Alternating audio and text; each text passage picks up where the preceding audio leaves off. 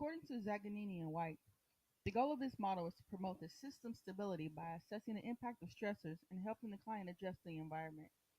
It also describes primary, secondary, and tertiary interventions.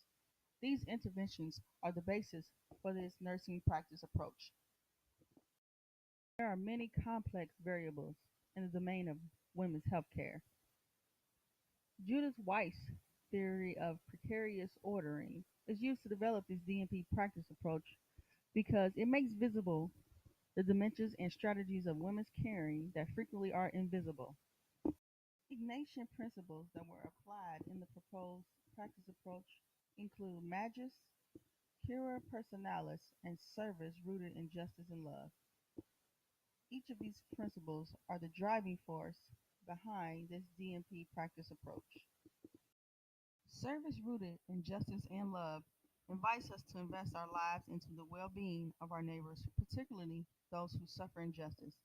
Magis invites us to work in a spirit of generous excellence, and Cura Personalis invites us to view each person as a unique creation of God.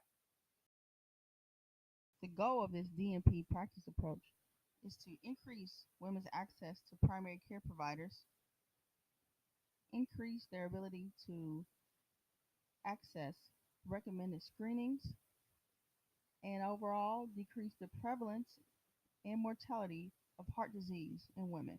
Application of the core principles can be used to ensure women have access to primary care to receive primary, secondary, and tertiary care for heart disease.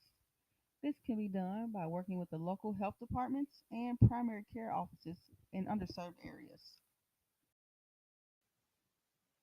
The American Heart Association and the American College of Cardiology recommend 4 cardiovascular prevention guidelines. In this presentation, there's a brief overview of the guidelines. More detailed information can be found on the American Heart Association's website.